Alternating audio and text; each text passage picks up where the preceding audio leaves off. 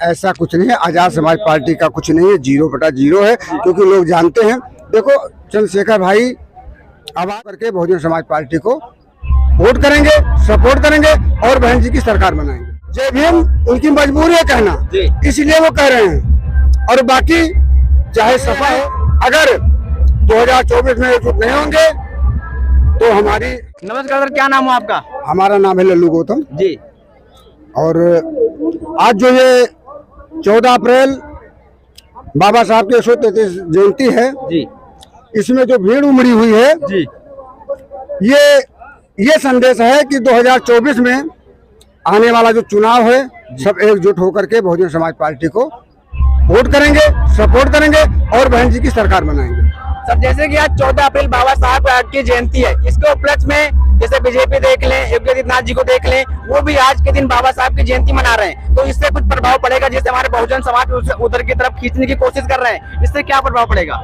देखिए, जो आज बहुजन समाज पार्टी है, जो बहुजन समाज के लोग हैं, ये जानते हैं कि जय भीम उनकी मजबूरी है कहना, इसलिए वो कह रहे हैं। और बाकी चाहे सपा हो, भाजपा हो, किसी दिन सपा और भाजपा के लोग कहते थे कि जो बाबा साहब की प्रतिमा बनी है उसे आईआईसी का अड्डा बता रहे थे। अच्छा। आज बाबा साहब का नाम ले रहे हैं। उन्हीं अखिलेश यादव जो कल बहन जी का जो बाबा साहब का जो अम्बेडकर पार्क बना हुआ था उसे आईआईसी का अड्डा कह रहे थे। और आज बहुजन समाज के लोग इकट्ठा हुए हैं। अगर 2024 में एकजुट नहीं होंगे तो हमारा संविधान नहीं बच पाएगा। इसलिए हम लोग एकजुट होकर के बहुजन समाज पार्टी का सपोर्ट कर रहे हैं। और आज हमारे जो मसीहा हैं परम पूज्य बाबा साहब, जिसकी वजह से आज हम लोग बोल पा रहे हैं, चल पा रहे हैं और बराबर की मतलब बैठ सकते हैं, बराबर चल सकते हैं, बराबर हर जगह पानी पी सकते हैं, ये बाबा साहब की देन है। इसी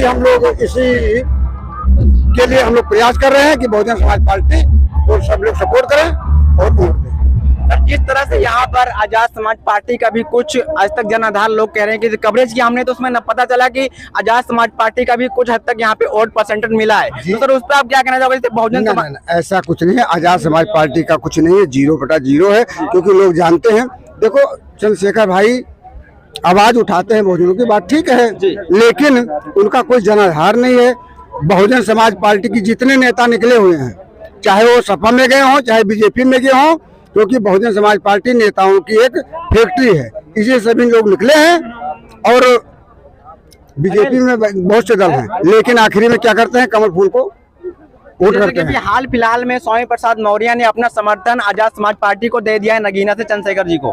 उसके उपलक्ष्य में कह रहे हैं कि जैसे कि एक नया दल और बन सकता है, जैसे एनडीए बना है, इंडिया बना है, ऐसा दल बनाने की कुछ ना कुछ बातचीत हो रही है। इस पर आपकी क्या प्रतिक्रिया है? सुनिए, देखो चाहे जितने दल बने जी, बीजेपी में कितने दल हैं, लेकिन आखिरी में वो एक जगह वोट करते हैं। अच्छा। ठीक, ये हमारा बहुजन समाज पार्टी समझ रहा है, बहुजन समाज के लोग सब जान रहे हैं। ये मत करेंगे केवल हाथी पर जी, बाकी कुछ नहीं दिखेगा इनको। तो जैसे कि बहुजन समाज पार्टी जो है वो इस समय इसमें धमाकेदार रैलियों में आकाश आनंद जी को देख लें, बहन जी को देख लें, एक से एक बड़ी से बड़ी रैलियां कर रहे हैं। उससे क्या लगता है कुछ हद तक बदलाव आएगा? वोट परसेंटेज में कितना तक बढ़ोतरी होगी? इस पर आप क्या कहना चाहोगे? देखो, जो आकाश आनंद जी युवा साथी हैं, मेहनत कर रहे हैं और बहन जी मेहनत कर रही हैं, इससे बहुत बड़ा बदलाव होगा और 2024 में इसका रिजल्ट मिलेगा। और जैसे कि आकाश आनंद को देख लें, इस समय चुनावी माहौल को वही समझ लो संभाल रहे हैं। बहुत हद तक वो अपनी बड़ी से बड़ी रैलियां और विरोधी पार्टियों के उनको कामों को याद दिला रहे हैं और जो भी उनके वादे थे वो याद दिला रहे हैं। इससे आपको क्या लगता है कि कितना बदलाव होगा बहुजन समाज पार्टी में? और कई बड़े बदलाव भी किए गए हैं, जैसे कि एक नारा भी दिया गया है, बहुजन हिताय बहुजन सुखाय। ऐसे ऐसे कई बड़े बदलाव किया गया बहुजन समाज पार्टी में, उस पर आपकी क्या प्रतिक्रिया है? देखो, जो बहन जी सोचती हैं जी, वो सब श्रेष्ठ है जी। कारण क्या है, जो मीडिया है जी, जो प्रेस मीडिया हो जी या इलेक्ट्रॉनिक मीडिया हो, जितनी मीडिया है, मीडिया वाले ठीक, वो आज तक इतना बड़ा रैली हुआ कहीं दिखाए नहीं। कवरेज तो जहाँ तक देखा गया कि कवरेज बहुत कम ही, जितनी भी गोती मीडिया वाले एंकर हो या फिर गोती मीडिया के चैनल वाले बहुत कम ही पहुँचते हैं। क्योंकि जो सरकारी इनको ग्रांट मिलता है जी, जो सरकारी चंदा मिला है जी, क्या बहन जी को मिला है? कुछ नहीं मिला है, जीरो। ठीक, जब सुप्रीम कोर्ट ने 0 कर दिया जी, कि उनका चंदा नहीं है, जी। तो भाई कोई पूंजीपति तो बहुजन समाज पार्टी को लड़ाता नहीं है। यही दलित, शोषित, पिछड़ा, जी अल्पसंख्यक, यही बहन जी का वोटर है जी और वो जानता है।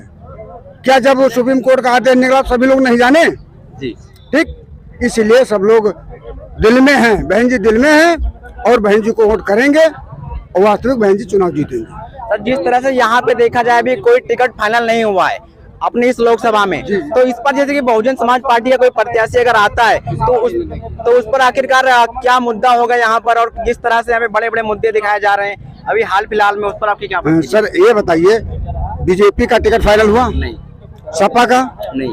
तो जब इनका टिकट फाइनल होगा उसी दिन हमारा बहुजन समाज पार्टी का टिकट यानी कि फाइनल ये समझ लो बहुजन समाज पार्टी का प्रत्याशी है, टक्कर में है और प्रधानमंत्री बहन जी बनेंगी, 100% बनेंगी, ये बिल्कुल चैलेंज है। अच्छा, अगर बहन जी प्रधानमंत्री बनने की इस तरह बात कर रहे हो, जी। तो बहन जी इस समय 2024 लोकसभा चुनाव में कितनी सीटें जीत सकते हैं, आपका अनुमान क्या है? हम बहुमत में आएंगे। जी, बहुमत में आ जाओगे। तो ये थे बसपा के जिला विधानसभा अध्यक्ष थे, इनसे बातचीत की हमने और यहाँ पे जो कवरेज थे वो आपको दिखाया। इसके बारे में क्या प्रतिक्रिया जोड़ दीजिएगा। बहुत बहुत धन्यवाद।